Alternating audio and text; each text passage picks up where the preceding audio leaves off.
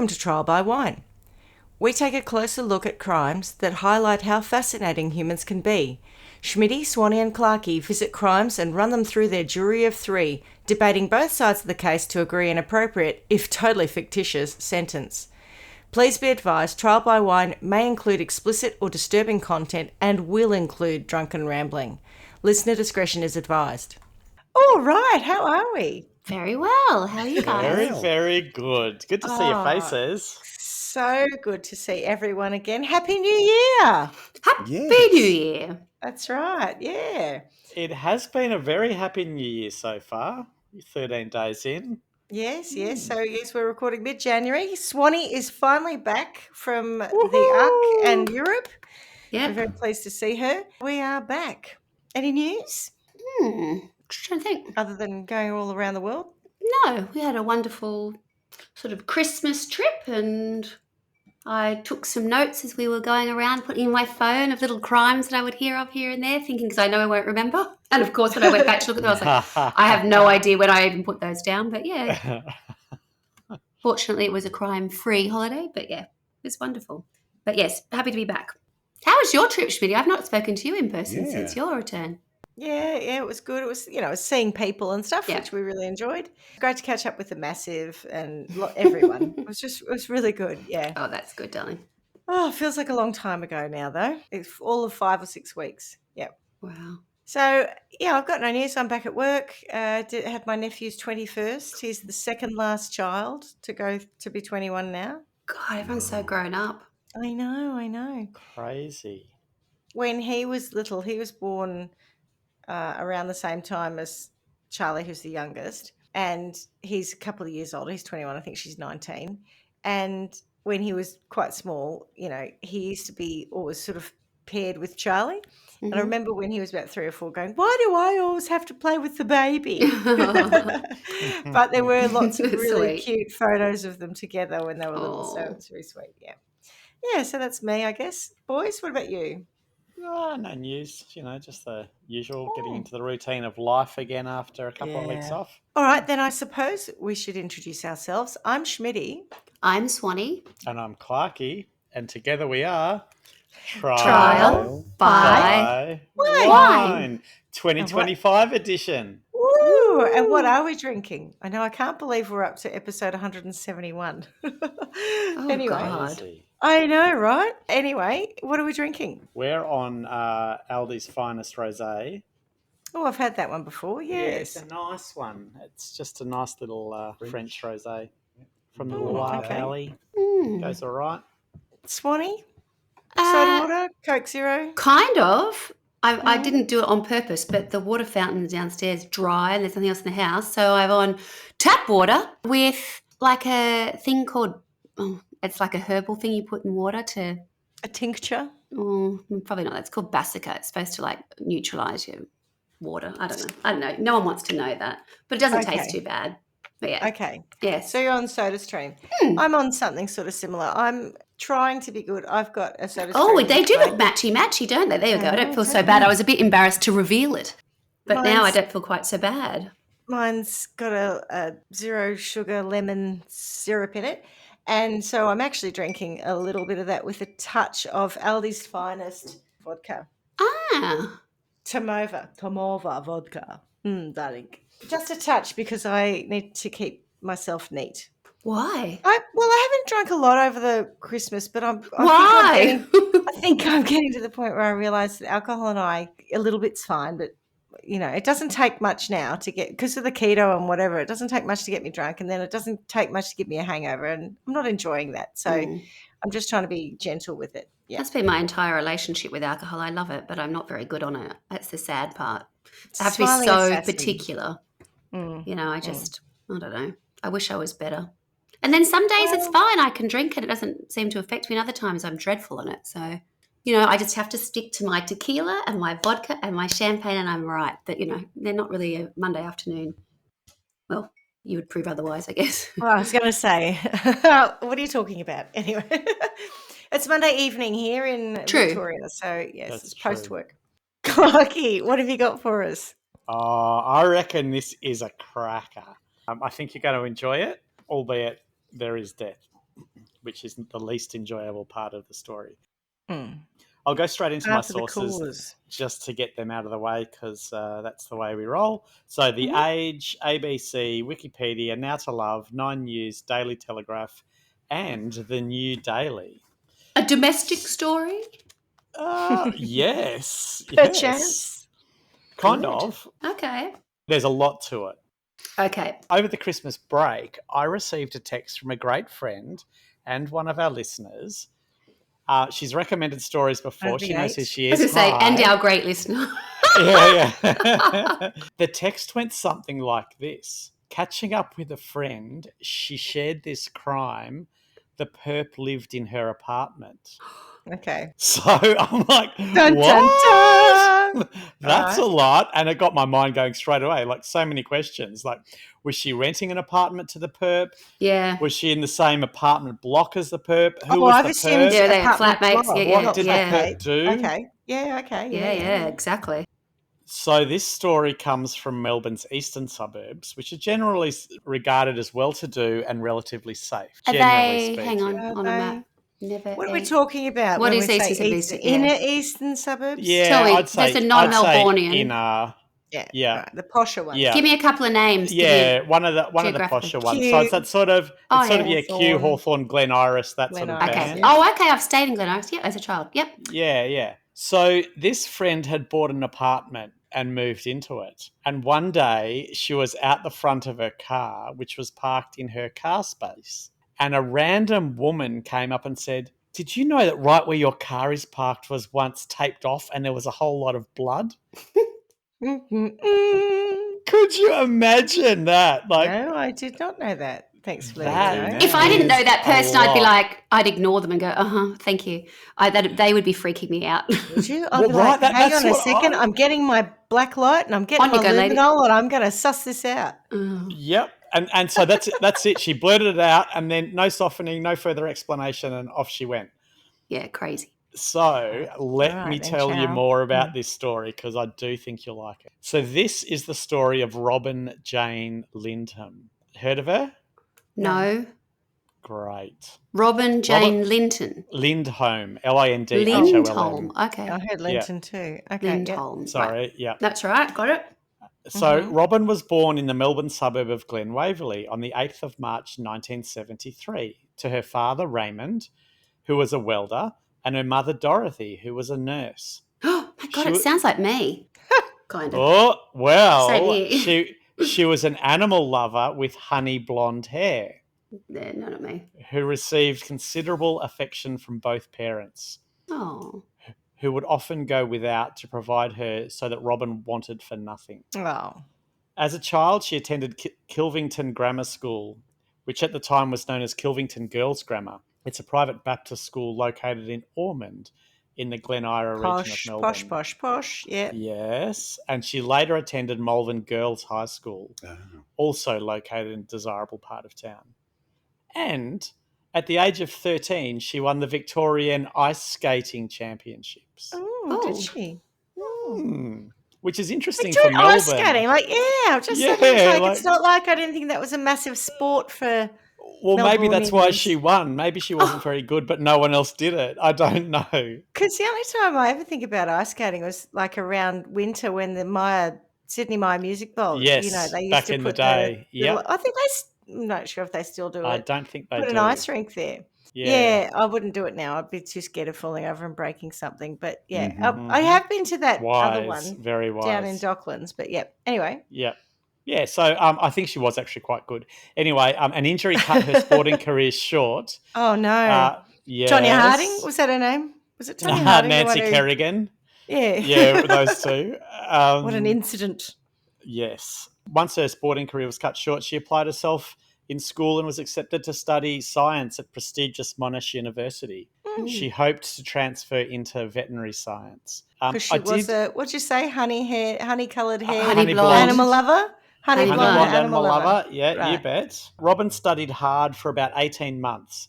But when she didn't get the "Fuck this marks shit." she needed to be a vet, she shifted into a technical institute course in animal husbandry. So, yes. Oh, hang on a minute. She went to a TAFE is what you're saying. Well, you know. And nothing wrong with that. At 19, however, she dropped out and got a job at a car dealership and later What year? started Sorry, working. what year are we talking? What years are we talking about now? She was born in She's my 73, age, so yeah. 92. Oh, right, okay. So, okay.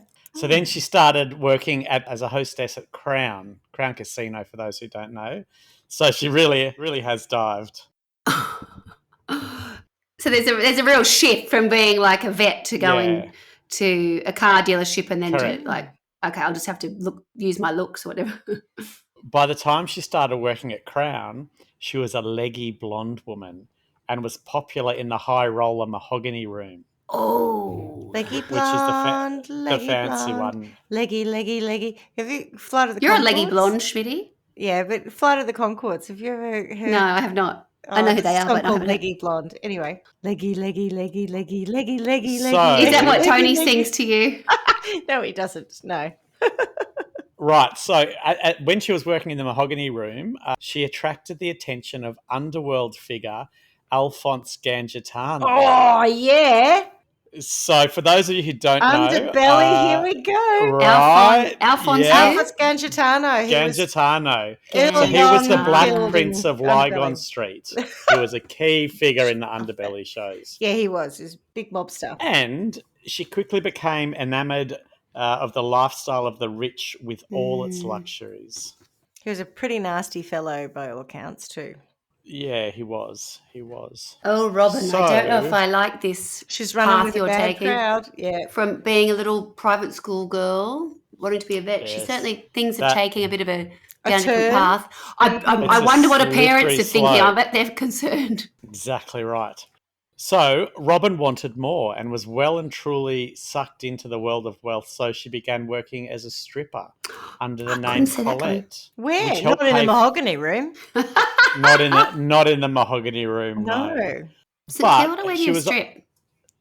There would have been a few places back then, I reckon. King Street. King Street, I'd Street's say. always Yeah, good for it. Yeah. Yeah. So what was their golf? I was going to say Goldfinger. That doesn't sound right. Gold. There was, Goldfingers was there. Yeah. Gold member. There was, I don't know, all the gentlemen's clubs were there. Gold digits. Probably still are. No, not as much. I don't think there's gone a bit. I think online serves a lot of the purpose for that sort of stuff. I think I could be wrong. Quite possibly. You think it wouldn't, but I know Just what you mean. before I met Tony, I was Dancing. entertaining a gentleman. Well, I was just talking to really. I wasn't interested in him, but he had been an ex-manager of one of those strip clubs, which is one of the things that put me right off him, if I'm honest. Wise. There's a small flag there, yeah. Oh, I thought it was a relatively big one.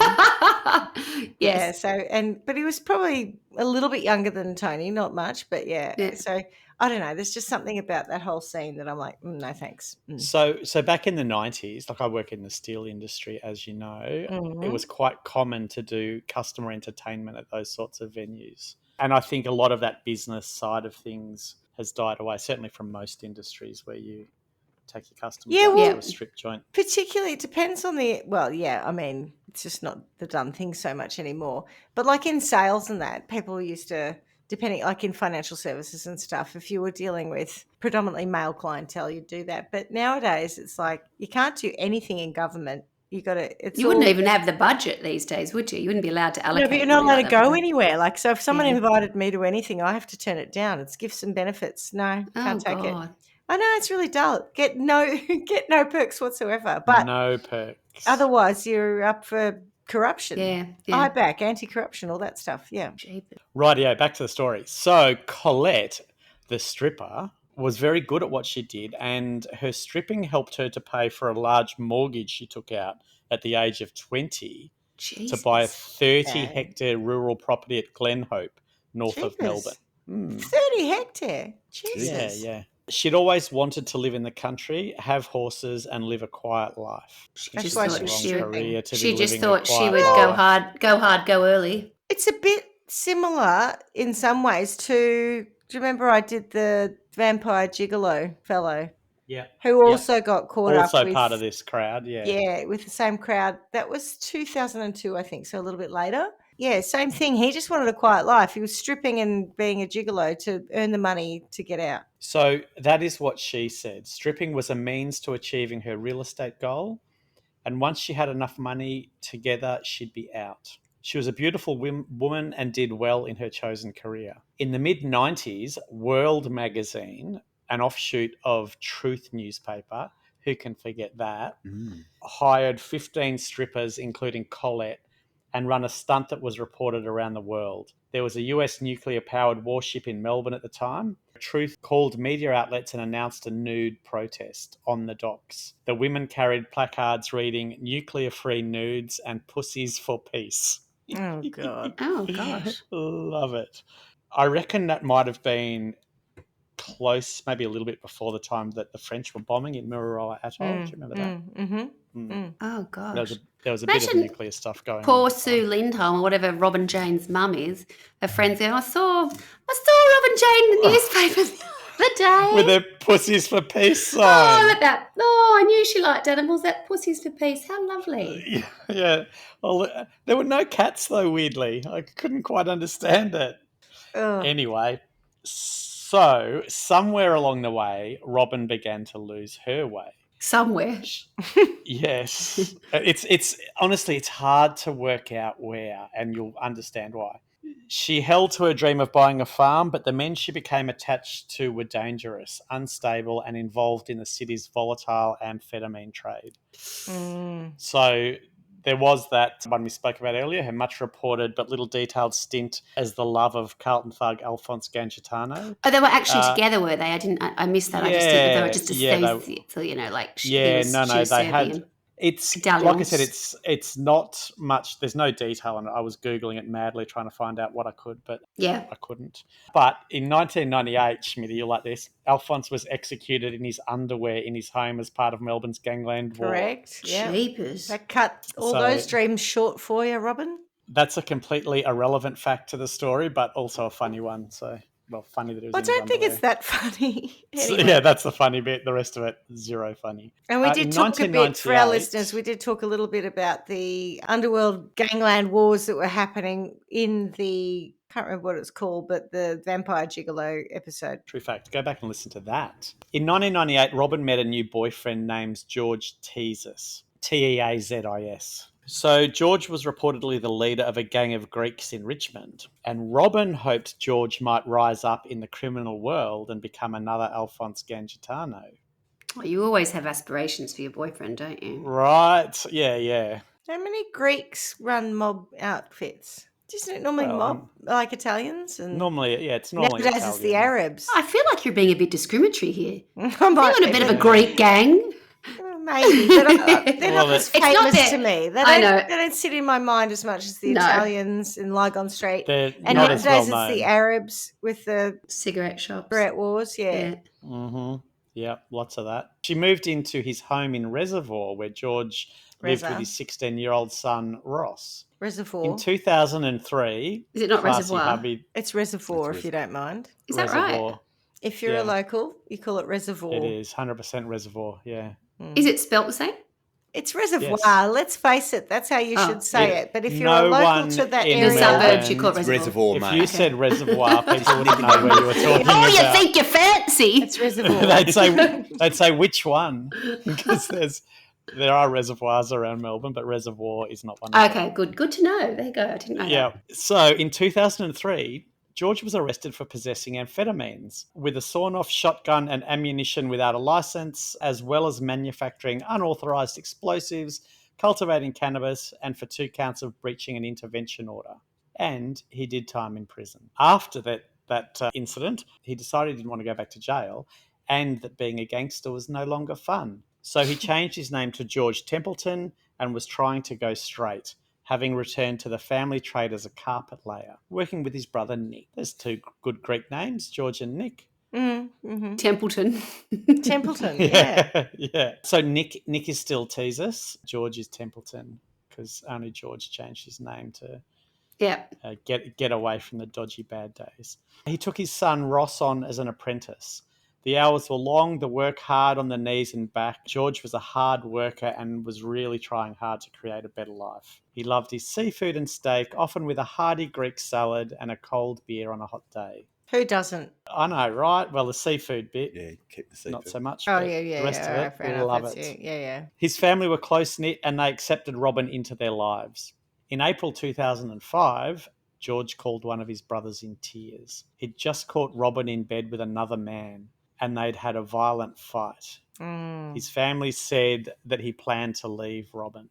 Then, on the 2nd of May 2005, George, as he did every year, performed his ritual of drinking Metaxa brandy to commemorate the anniversary of his father Spiros's death.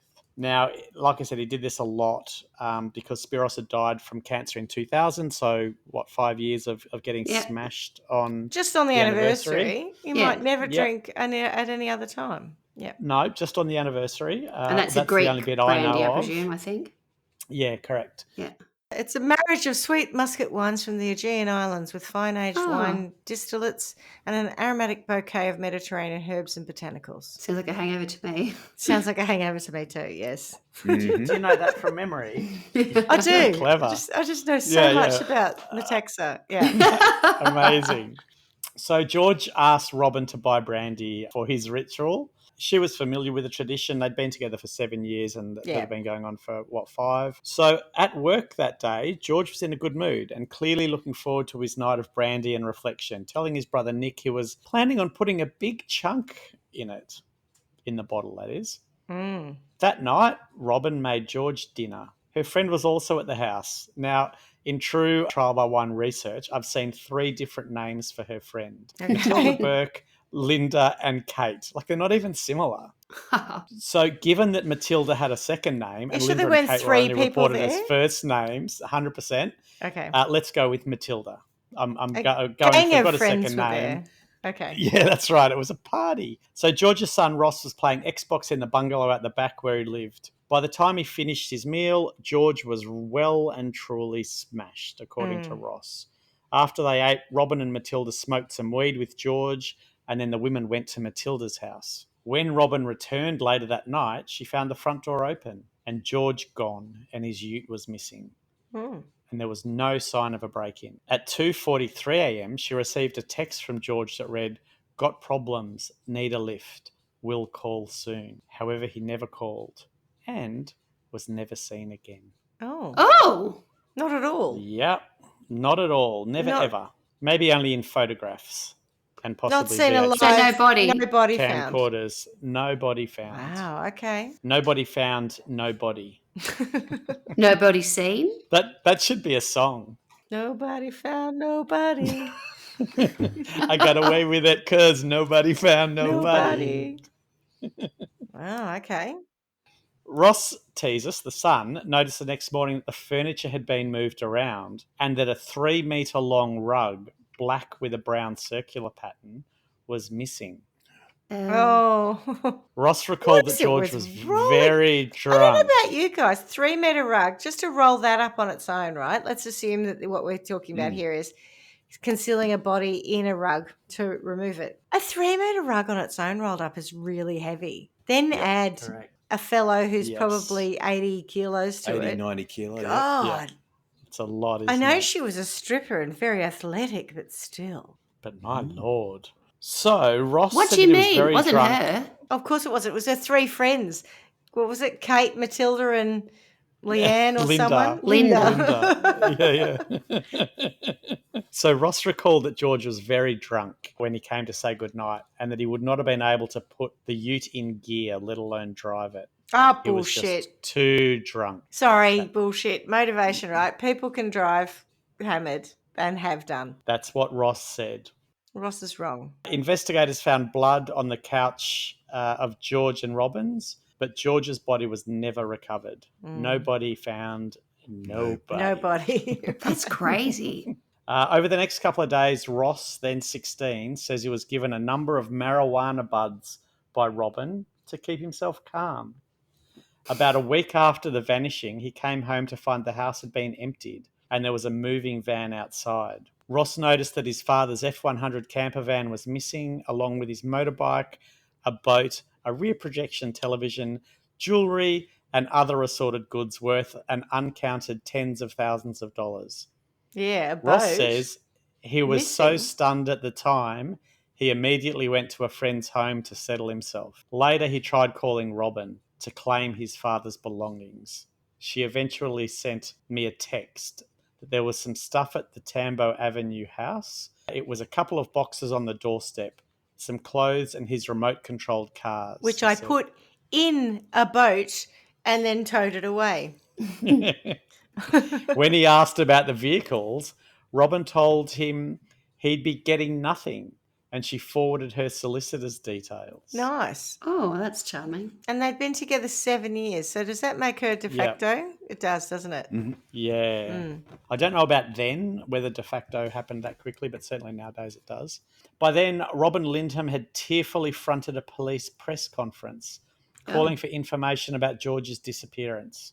Ross and the other Teasers family members attended. They say that prior to fronting the cameras, Lindholm was laughing and seen with her friend Matilda. Here we go. Robyn shed some tears as the conference played out and was seen laughing again when it was over. What we learned from this is that if you're going to do a press conference, you've got to look sad all the way through. Can't laugh. Do not laugh before and after. Well, no, remember the poor fellow, and I Peterson. think it's been proven. No, I'm not talking about Scott Peterson. Can't remember the name. The Ballarat lady who went missing recently, and then they picked up a young kid for it in the end, who has admitted to killing her but won't tell them where the body is. But everyone was casting nasturtiums at the husband because there's a photo of him laughing with a policeman at some point. Yeah, right. And he's probably just letting off some steam, or the policeman said something and he's just, going along. A photo too could just be smiling. It looked like he was having a laugh, but it doesn't matter. I mean, what? For that whole period, the point is people will judge you. Be careful. Yeah, correct. Whether you've done anything wrong or not. True. So, after the conference, Ross and family went to the reservoir house to retrieve some of Ross's clothes. One family member remembers standing in the kitchen, looking at the doorway, hopefully expecting George to walk in. Robyn allegedly said, I wouldn't worry about that. He's not coming back. Police had their suspicions that George had been murdered. Piss off. However, his body was never found and they were unable to prove anything at the time. Soon after George don't even disappeared, know if he's dead. No, that's right. Soon after George disappeared, Robyn moved in with a new love interest, Wayne Amy. So Wayne was the other man that George had seen her sleeping with, and that was in 2005. Wayne was a Hawthorn gym owner / trainer, and he was working as a personal trainer for a strip club owner. The two met in 2003 at a seedy businessman's lunch at a Richmond strip club. That's the way they rolled back then, probably still do in some circles. I mean, it is 22 years ago. So Wayne was a father of 5, and they started living together in 2005 after the death of George. She moved into his penthouse in Melbourne's east and enjoyed the high life. As far as anyone could tell, Robyn was in love with Wayne. Her nickname for him was Batman because she was Robyn. Oh, no. She's romantic. So cute.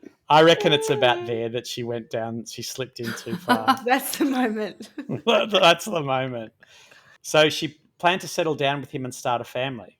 She began working at his gym and together they bought a farm in Bittern, a rural town southeast of Melbourne. But several years on, cracks began to show in their relationship. And in 2010, they split. Things turned nasty when they tried to divide their assets. Wayne's lawyer, Craig Henderson, said that Wayne was being threatened and that their relationship had ended because Robyn had an affair. Oh. Wayne was anxious about his own safety. Robyn's new lover was a man named Kyle Elliott, who later admitted to threatening Wayne. He also confessed Robyn had asked him to kill Wayne quite a few times. Jeepers. And they'd often argued about it. Kill him. No. Kill him. No. Kill him. No. What part of no are you not getting? Yes. Shh. Be quiet. You're annoying me. I'm trying to watch the Go news. away. Yeah. I gotta go feed the horse. I'm trying to have a poo here. Go away. Kill him. You stop telling me to kill your ex. Yeah. So in March 2012, Kyle was jailed for other crimes, and by August that year, rather than waiting for her lover to be released from prison, she'd started dating another man named Aaron Michael Ardley. She's busy. She's Aaron- hot to trot our Isn't she? Robyn. Aaron was obsessed with Robyn, And when she asked him to kill for her, he readily agreed. Oh, Aaron. After what me and Robyn talked about, I was under a spell, Aaron said. Oh, I Aaron wonder what sounds that spell perfect for the could picking. be. Any thoughts? MP. The old 100%. No, Not massive because pussy. no, because MP applies where the owner of said P Is Yeah. not is pretty. unattractive, yeah. And so the thing that Oh, makes is it the that a whole idea, prerequisite? Got to be fun. yeah, because the whole thing is how on earth could they have Okay. so much of a thrall, cast such a thrall over their Yeah, fair enough. lovers, victims, whatever, and it must be because it's a magic P. Yes. But isn't that similar to if they're agreeing to kill? There's got to be something magic about it, doesn't there? I just think it's And manipulative, and he she's said using in his own everything. words. This is a classic femme fatale. He said he's under a spell. It's got to be the spell of the magic pussy. I wonder, Black Swanee, magic has me in its spell. I wonder when they were protesting if it actually said magic pussies for peace, but there was like a hand over part of the magic word. Anyway, Robyn's magic pussy is not for peace. Okay. So Aaron began following Wayne and conducting his own surveillance work. And by that, we don't mean on social media. Correct. No. He lurked around Wayne's favourite restaurant and began lifting weights, later admitting that he was training to be a killer. Oh. I don't What's know he that gonna do, lifting snap weights him in half? necessarily yeah. I wonder if he had to fill a form in when he arrived and said, what are you looking for? You know, What are your goals? To tone up, lose, kill. Yeah, kill To become people. an assassin. Kill some exes. I want to be a killer. What? No. no. Okay, in that You case, I need to suggest go you to- do this Yeah. program. Yeah, that's right. Yeah, Go to another gym, but sure. Oh, in that case, I think you need to do a lot of stuff for your glutes or something. That's your ass, isn't it? That wouldn't work. Depends how you were planning on killing Correct. someone. True. If you're going to sit on them, that's all right. Yeah, you might squeeze them in your buns of steel, Schmitty. Well, yeah, or you could do thigh work. In one of the Pierce Brosnan, I'm sure of it, 007 Bond films. James Bond, yeah. one of the female assassins squeezes men to death between her thighs and gets a sexual thrill from it. I thought that sounded like something out of Austin Powers. No, does. it's actually, I mean, in inverted commas, legitimate Bond storyline. Okay. So, Robyn gave Okay. Aaron a security pass that would get him into the basement car So park. impressed by.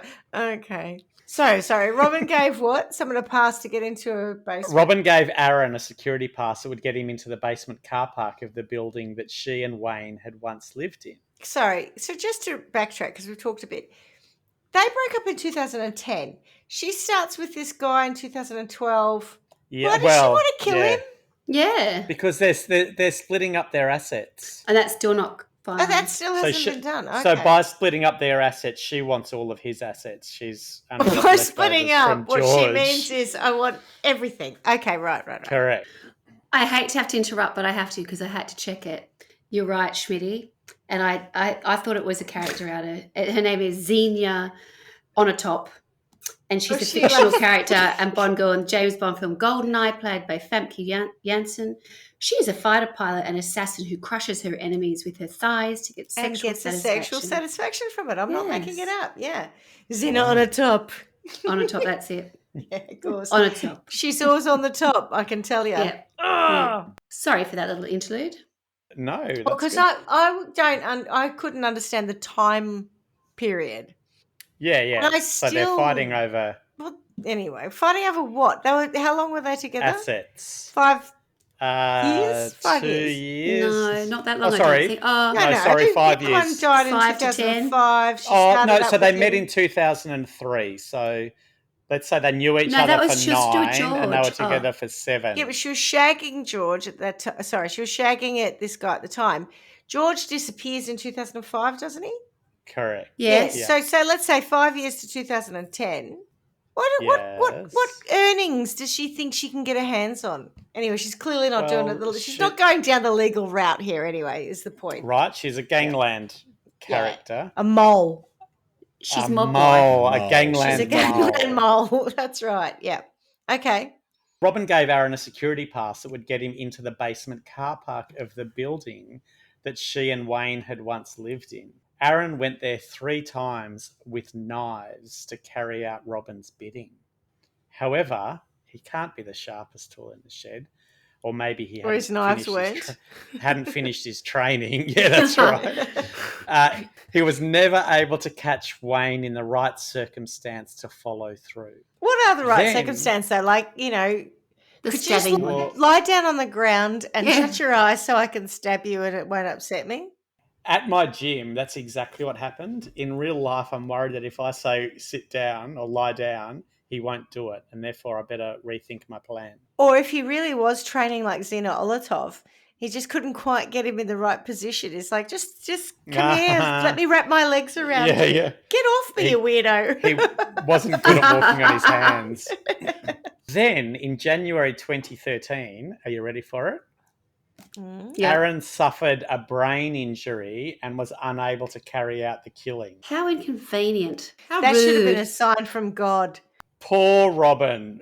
All that hard work and still no murder. All that she's gym onto- time. Oh, God. Waste. What a waste of time. What happened to him? A dumbbell fell on his head. I'm not. Yeah, probably. Or he fell on his head trying to walk on his hands to chase people so he could crush them in his thighs. I don't know.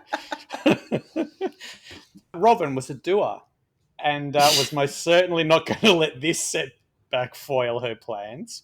All she needed was a new boyfriend that would fall under the spell of her magic pussy.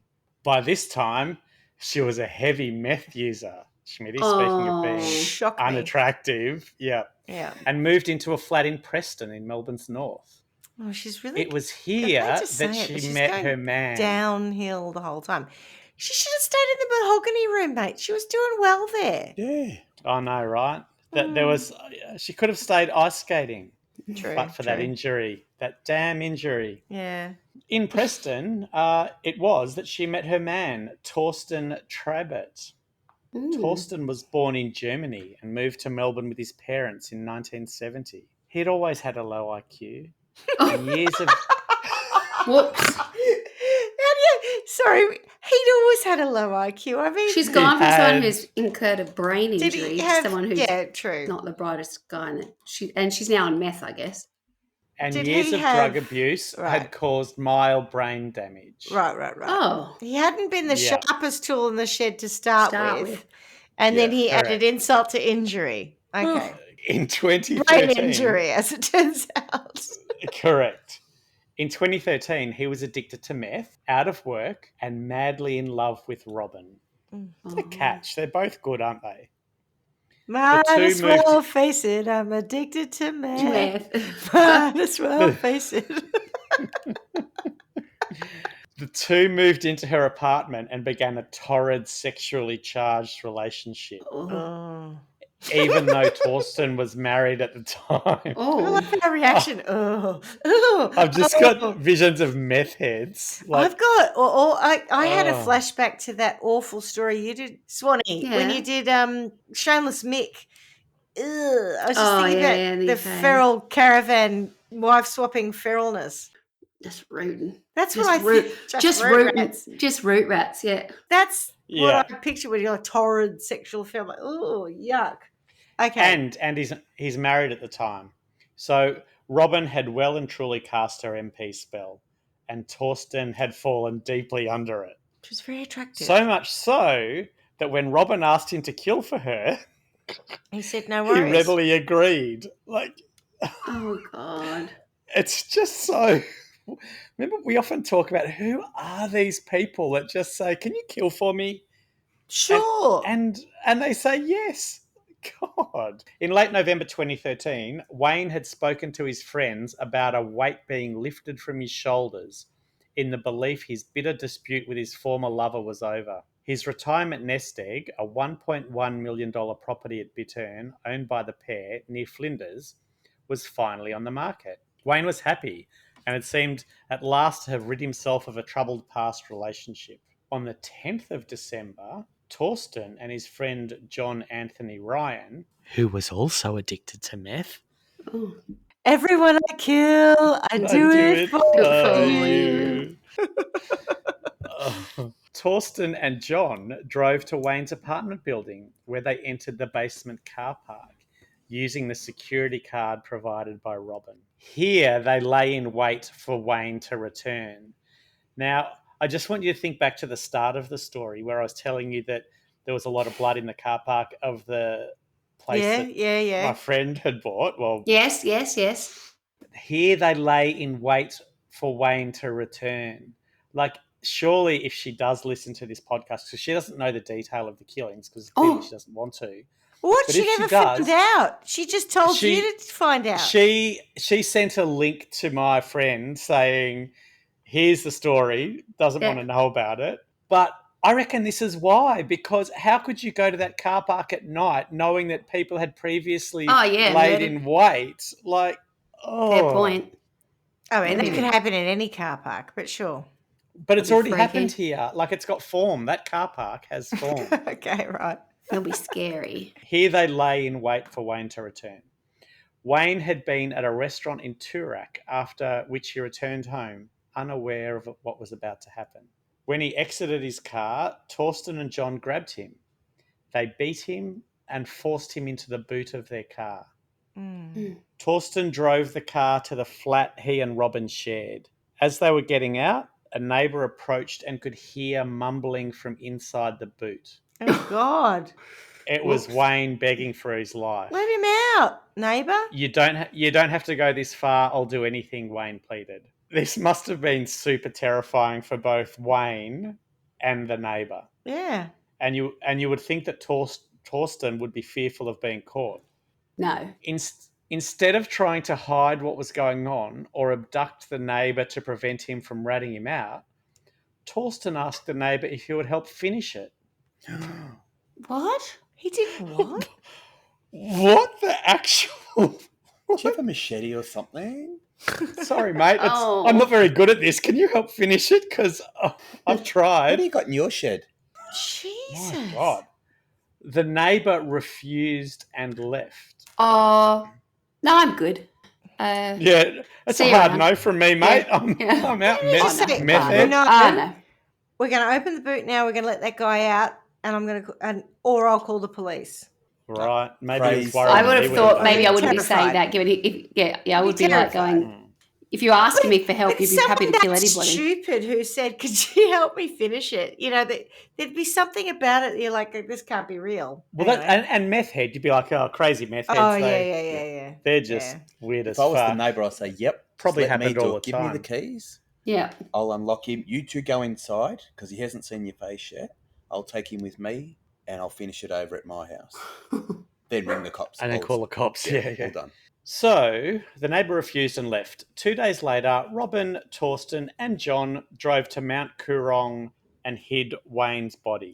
They then spent several hours drinking at a hotel. I bet they did. As you do. Did they have dinner as well and sex? That's often what happens sure. after a murder. Yeah, and they didn't go shopping either. Oh, and did they get KFC? Remember Diana? Yeah, no, that's because they're not on death row. It's not their last Not meal. yet. Yeah. On the 11th of December 2013, so a day later, Wayne and Robyn were due to appear in court regarding a property dispute. Oh, for God's sake. However, neither didn't show appellant up. appeared. Oh, she didn't either, right. Neither of them did. Well, there's no point for her to attend. She knows he's not going to show up. Correct. Wayne Amy's son reported him missing when his father failed to show up to work at his gym. 3 days after Wayne's death, Schmitty, you'll like this bit, police spotted Torsten driving Wayne's car with Robyn a passenger in the vehicle. Oh, my God. They tried to pull him over. However, Torsten took off, sparking a pursuit, leading police onto a bike path in Brunswick West and into Moonee Ponds Creek in a bid to escape. I know, right? Yeah. The dog squad finally tracked them to a drain where they were hiding in water up to their necks. Oh, for goodness sake. Must have been raining. There's literally photos of Robyn being cuffed and pulled out, like Out of a drain. walked across what looks like Moonee Ponds Creek. Well, it is by the sound of it. All wet and, oh, God. Good. What a loser. Where does a shag? Stick to ice skating. God. The moral of the story is if you start in a science course hoping to get into vet, don't drop into TAFE. I think that's where it happened. Or if your name's Robin, don't call your boyfriend Batman. I think that's I'm the not moral sure. of the story. Wayne's corpse was found a week after his death. He was 54 at the time. The exact cause of death was unclear. However, multiple injuries, stab wounds, and lacerations were inflicted on his ribs, neck, and head. Ooh, gross. So before we go to the actual trial, not our trial, I wanted to tell you about another person, another victim, not necessarily of Robyn's, but this is one that is suspicious. So Shari Davidson was an exotic dancer and former circus trapeze artist. On the 17th of February 1995, she left a strip club in Dandenong at about 10:50 p.m. in the company of a female colleague. The pair travelled to Croydon and remained at the sporting club for a short time before travelling to the Mentone Hotel. They remained there with two male friends until about 1 a.m. Shari and one of the men, who was her boyfriend at the time, left the hotel and went back to a nearby residence in Hampton, where they stayed until 2 a.m. before taking a taxi to Crown Casino. At about 7 a.m., it's a fair bender, Shari's boyfriend left her on her own at the casino, and that was the last time he saw her. It is believed that Shari left the casino at about 7:40 a.m. and travelled home to Footscray in a taxi. Police have been able to establish that Shari later left her Footscray home. Where do these people sleep? Made 2 phone calls sometime between 12 p.m. and 2 p.m. from a public phone box at a nearby service station on Ballarat Road in Footscray. One of the calls was to Shari's employer, confirming she would be at work that evening. I would be dead tired, Yeah. not planning on going to work. However, like me, if I had have made that phone call after the night she's had, she never arrived. The second call was to her boyfriend, arranging to meet him to collect personal items, including her mobile phone charger. Detective Inspector Andrew Stamper of the Missing Persons Squad said police believed Shari was murdered, and despite an extensive investigation, they're still searching for answers. At the time of her disappearance, she was 27 years old and the mother of a baby still in nappies. Oh. An inquest in 2001 found that Shari Davidson had a taste for drugs, booze, and bad men, and she was pronounced mysteriously dead. She had, in the weeks before her disappearance, confided that she was in serious trouble. Oh. A gang of young Greeks dealing in speed and guns around Richmond featured prominently in the inquest. Greeks, you Now, say? remember, George was the head of a gang of Greeks in Richmond. Yeah. So, Schmitty, to your point earlier, how many Greeks are in this? Just ask the Trojans. And I don't mean the condoms. Yeah. Shari's housemate in Footscray at the time of her disappearance was gang member and prime suspect, Nick Kitsukilius. Shit. She was hanging with the wrong crowd. Robyn and Shari had worked for the same agency, Simply Irresistible website, and were said to have been close friends. She's George was so named. Fine. There's no telling where the money went. Where the body went. Oh, too soon. Even though it's 30 George years was named at a 2001 inquest into Shari's murder, and whilst Robyn and George's names can be seen when Googling who killed Shari Davidson, there is no evidence that either of them were responsible. Oh, I like that. And whilst you can see their names when Googling, that would suggest that there's a lot of scuttlebutt to suggest that they've done it. There's a lot of scuttlebutt, Gossip and there's and scuttlebutt, nothing. There's nothing to say that they did it, but she no is evidence. someone that is A person of interest in the case. Correct. Well, possibly, yeah. Ish. Anyway, let's go to trial. Oof, all right. So, Robyn and Torsten were charged with murder. The trial heard how Lindholm had asked, Lindholm being Robyn, had asked a succession of boyfriends to kill her ex, Wayne Amy. I think we've both heard the same evidence. She'd made a request of Kyle Elliott and then Aaron Ardley and finally Travitt. Now, the real court didn't hear this, but the trial by court will definitely hear that she must have had some serious magic pussy going on. Robyn's lawyer, John Kelly, asked for leniency because she was remorseful.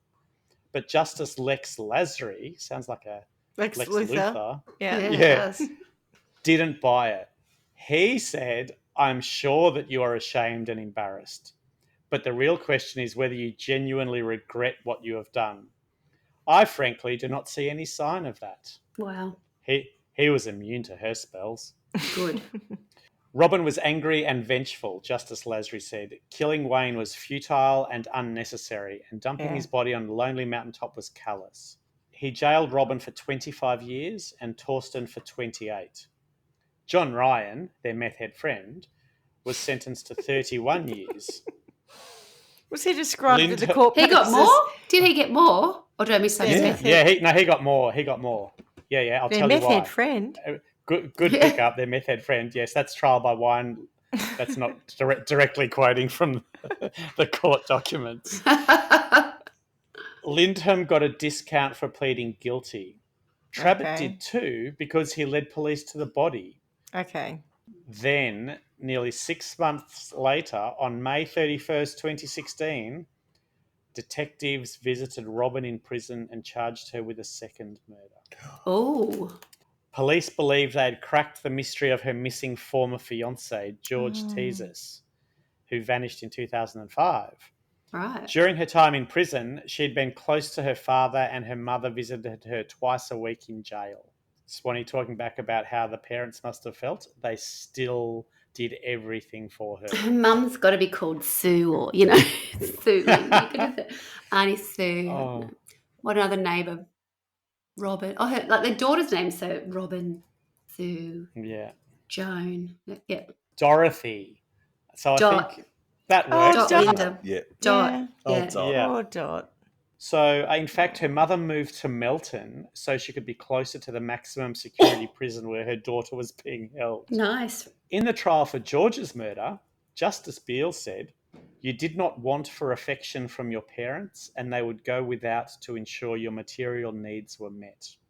He also raised the question, what had turned Robyn from a loved and happy, high-achieving girl to a cruel, vengeful killer, now serving back-to-back sentences for murdering two men she once adored. One witness told the court that Robyn had stated they got George at the house and put him on a boat. They dismembered him and threw him into the water. Other versions included Robyn bragging to a fellow prisoner, "I slit his fucking throat. And as he came, it was the best orgasm I ever had," adding she got What? covered in warm blood. So they were apparently having a bit and she slit his throat while they were doing it. I think that's her bragging in prison. I don't think that's What was the name of the thigh-killing murderess? On a top. Yeah. The senior on a On a top. top. Yeah. Yeah. Oh, that's revolting. She probably was on a top. Although she said she got covered in blood, so maybe not. On Spurts. another occasion, Spurts, yeah. she told a man she'd beaten Mr. Templeton to death with a fire poker She's just after making drugging his bullshit pepper up. steak, having turned the music up loud to drown out the noise. But we know that's not true because she went out with her friends who could corroborate that she was somewhere else, and then he disappeared. They also heard that during her time in jail, Robyn had confided in a cellmate in 2015 that Mr. Templeton got what he deserved, and I enjoyed every fucking minute of it. Oh. Justice Beale made reference to an entry in Robyn's diary, dated May the 3rd, 2005, the day George disappeared.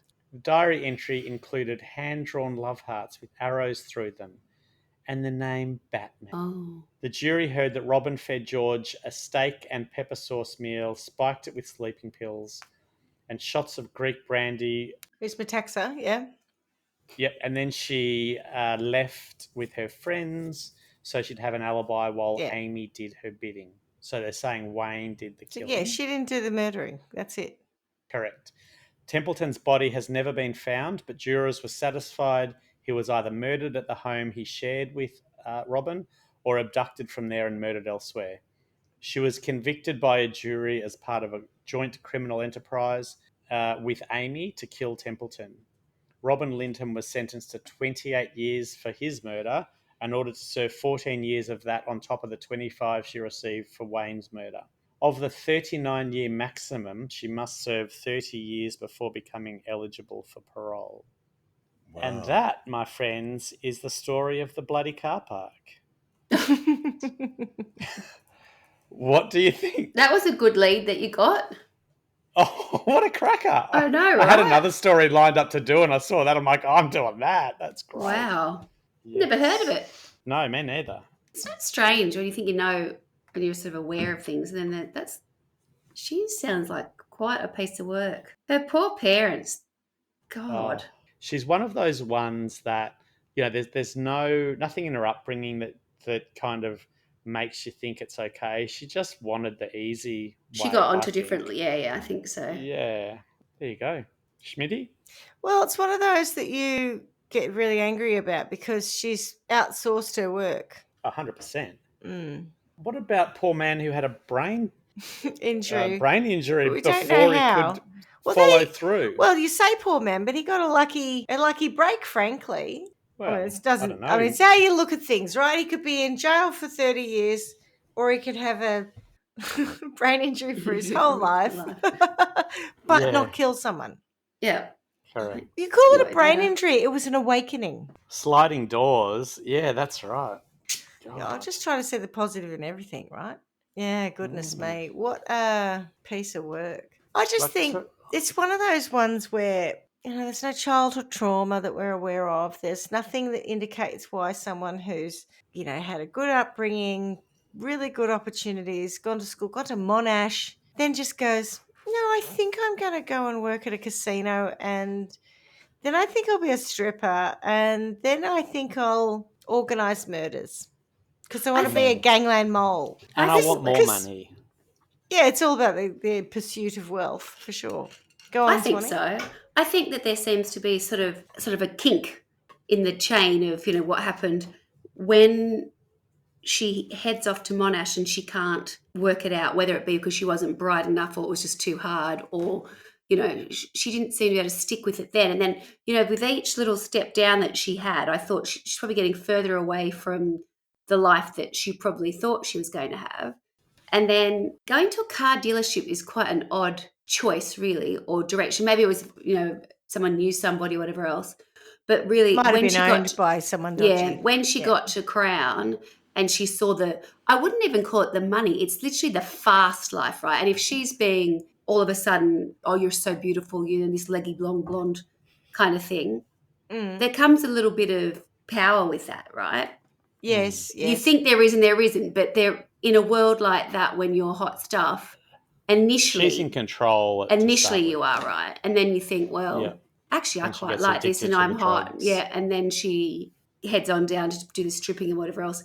It's a pretty slippery slope, but this is really textbook in that sense. Not necessarily the murderous bit at the end, but it's like, okay, well, where are we going to go from? Being around gambling and bad characters to the stripping to the drugs, all it's like, oh God, it's all quite predictable, really. It's like the gateway. Yeah, but the relationship with Afghan Gitano is pretty significant, I would think. Yeah. Like, as local Melbourne people, I'm sure you'd really, And she wanted to run with the wolves, yeah. Yeah. So funnily enough, I wanted to be a vet. I tried to get into veterinary science and I didn't get in. I went and studied science and I tried again to get into veterinary science and I didn't get in. But I didn't go and work at a secondhand car dealership nor become a stripper. They ended up at Foxtel instead. Well, yeah, via a couple of other incarnations. The rest, as they say, is history. I just think she had a thing for the easy way. So she loved all of the material stuff and the life in the fast lane, all of that.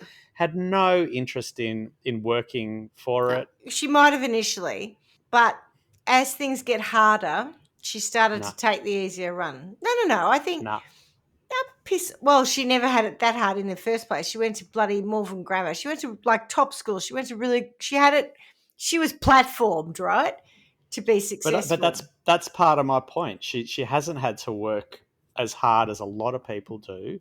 And I think when the going gets tough for her, she struggles and she does want the easy way. And I think that, the stripping, the drugs, that whole thing, particularly when you're the one getting everyone else to do your dirty work, is all about the easy road. And using your sexuality to get what you want, really, is what she's done from the point but where... I don't have a problem with that per se. I mean, we all do that to some degree. Not with It's mobsters, but the- go think back to our youth, Swanee. Yeah, she was. I had to say at the beginning, she was very young to start with. She was very young to start with. And we've Yeah. all used our looks. So how old was she by the time she was arrested, Clarky? What age did we get to by then? 40. Okay, so So- she wasn't young and, you know. No, I I mean, she she's- still had. she's a not certain- ugly, or No, not at being all. a meth head version of herself. Yes, correct. So, I you know, She's wouldn't still- do yeah. her, but you know. That gives you the shell of what you were. Yes. Hmm. Yeah, she's not pretty, but I I mean, wouldn't- she's I got don't the think long she's blonde attractive. hair. Yeah. She's Yeah, I don't know. I don't find her attractive ever. I've seen that glamour shot of her with her in her pants and bra. I'm not sure you're the one that we should be asking as an expert No, on I this. mean though, I can Schmitty. appreciate a good-looking female, but I can appreciate the not as female much as- form. I do Alphonse appreciate the Gangitano female can. form, and you're right. I don't have the same urges as a heterosexual male because I'm a heterosexual female, but I can appreciate a good-looking bird, and I kind of get it. She doesn't rock my boat. Just saying. I would have liked a few more photos. She sounds like she's very ugly on the inside. I don't think we Mm. got the best imagery of her, Swanee. I think you're right. Yeah. She's definitely ugly on the Post-drain. inside. Yeah, I post like the drain that was shot. The pretty drain's hot. one of my favourites. Oh, how bad is I know, that? exactly. Like, talk about a sewer rat. Like,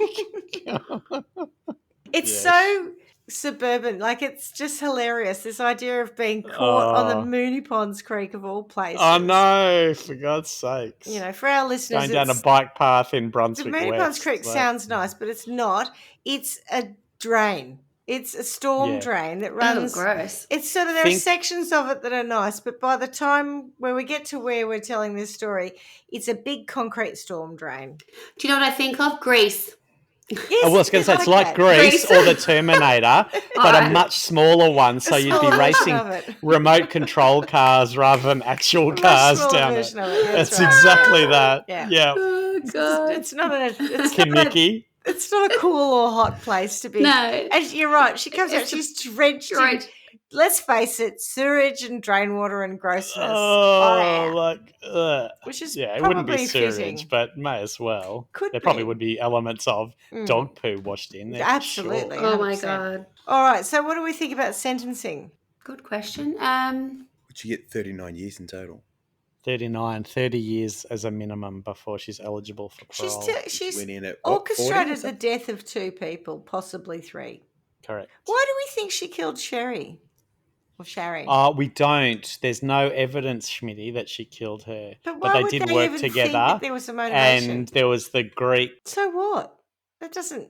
Well, There might be a connection, but I wouldn't say that she's. what I'm saying is that there's a lot of bits where those two come up Deidre Chambers, what a Um, coincidence. in relation. Yeah, Yeah. yeah. it Confided doesn't- in her or something. So that's why I made the point. There's no evidence, Yeah, but okay. there seems There's a to lot of be scuttlebutt. suspicion. So we don't have to Yeah. factor that in at this point. We'll just Correct. have to We'll just go for two. Just the The two. guy. We know Yeah. of 2 men. Yeah. Yes. 2 men who had children and families who no longer have those men in their lives. One of whom killed the other. True. That old black magic has me in its spell. But that in That smell. old black magic pussy has Has a it? terrible smell. Well, it's got a good smell for some, say Clarky. Those icy fingers. Up and down my God. spine. We've talked about what sort of motivated her. I don't know. Maybe we could get her back on the ice. Let's think. Sorry, what? Oh, I went the ice skating. Not She was a the meth ice. head. Oh, Yeah. I thought you meant put her Yeah. on drugs. I'm like, we're already No, there. I didn't What? mean that. I meant ice skating. I was like, what do we know about her that I can go back to? I think for one, she should go and clean up my friend's car park. Get rid of any hint of blood. I don't know anything that matters to her. So, like, I know that, we talked about her originally wanting to be a vet, but it's not like she's got children or she's got relationships with somebody that means a lot. I don't know what means a lot to her. Do you know what I mean? She's just sort of got what she wants the whole way through. So I I think don't- hard work would be a punishment for her. Yeah, I think you're right. I think maybe not being able to use her feminine wiles might be a punishment for her if that didn't seem to be able something that she could use to leverage her. Are you going to trans her against her will? Well, I wasn't, but actually, what a great idea. Imagine that if she had a We'll probably little have friend people come forward downstairs for that that. when she did try to use her MP, they took off her dress and went, oh, what? And she'd go, I've got a little something for you. Well, they probably like it. I don't think that's punishment. They'd She could probably probably, like I was going to it. say, Yeah, they'd probably right. like it. Mm. Maybe we could have like a You know, collective punishment. she'd certainly get some transphobia action going on. I don't know. There's an element of sewer rat that I kind of think we could work into the punishment too. Hmm. You could trans her against her wish and then have sewer rats nibbling at her bits. That wouldn't be nice. It would be while very she's trying unpleasant. to clean the car park. I think there needs to be some level of work Maybe you could just involved. like You're turn really back keen on that car time. park being cleaned up. Well, I just think there needs to be work. I would like There also needs for to my be a friend to clean have car a park. blood-free What about if car we park. took it back to like when she first was getting that taste of I keep calling it the fast life intentionally, not the high life, because you know I think it's there's that in the fast lane. there's a demarcation between she grew up in the high, like from what I can understand, she was amongst people who were the high life. This is but this is not what she was appealed to her. What appealed to her ultimately was the gangsters and the little bit of The danger. risque shit. Yes, Yeah. the darker side of things. But I wonder if we could have stopped this whole thing and nipped it in the bud if the very first impression that any of them had of her was her coming out of a drain, not looking her hot stripper self. I'm sure that so that she was just unappealing, unattractive, and no one thought of anything other than the level of sort of disdain for her. When you see her in the imagery of her coming out of the drain, she's got like perm hair that's got wet. Maybe we enforce that she could never have any hairdo that's anything other than that. Because and it's got to stink like the Moonee Ponds wet Creek. dog perm kind of thing. Wet dog perm. And it smells like that, and she can't. There's no drying it. It's just permanently like that. I like it. That will balance the MP. Yeah, we need to balance the MP. That's what it is. We need to drown it out. Not allowing her to have anyone attracted to the MP. So we've got to. It's like sage it out, but this time we'll shaggy dog it out. If in doubt, shaggy dog it out. So she's going to have that. She's probably going to have a few pock marks from excessive drug use. Bit of facial hair. Yeah, maybe teeth. Yeah, all of the stuff that came later on. Have it come out early on. Much earlier on. Meth jaw. All the stuff that comes later comes earlier on. As a warning. And so the gentlemen who become involved with her think twice because they don't come under the spell. They're not as affected. No, it's not an easy sell. That all black magic does not affect them. Yeah. Oh no, I'm good, thanks, love. Either that or an unfortunate ice skating accident where she gets both her legs chopped off or a slice across the face. Oh, jeepers, that is good. I was thinking disfigurement. Yeah. I know. Maybe both. Yeah. What were you going to say? What was cut off? Well, from slice, but her legs cut off so that she can't get up to all of the things that she was. She won't be the leggy blonde. She'll just be. She won't be the legless blonde. Stumpy. The leggy method with the shaggy dog hairstyle. With the honey blonde hair. We're just going to sentence her to general unattractiveness so that she can't impact and suck these fellas in. We'll just make her outside look like her inside. Yes, there we go. Nice. I like that. That's tight. It took us a while, but nice, tidy. Okay. Well done. Tidy. All right, good one. Well, thanks for that, Clarky. Very interesting. Very interesting. Pleasure. Nice connection to the old underbelly. All very She exciting. was so busy. She was. So busy. And friends who recommended it or who it happened to. Thank you very much. Let me know what you think if you do listen to it. We'll call the Busy Beaver. Thanks for the tip. Busy Beaver, episode 171. Busy Beaver. The Busy Beaver. Okay. And on that note, as we say every week, miss you already. Ciao. Ciao. Bye. Thanks for listening to Trial by Wine. You can contact us at trialbywine@gmail.com. Please rate, review and subscribe to Trial by Wine on Apple Podcasts or wherever you get your podcasts. If you'd like to support us, you can become a patron at www.patreon.com, Trial by Wine. or visit our website www.trialbywine.com to donate to us. Your support will help us cover many more cases and apply wacky sentences. We really appreciate you listening and hope you tell everyone about us. Our cover art is by John Christo and music is by Beauchamp from pixabay.com.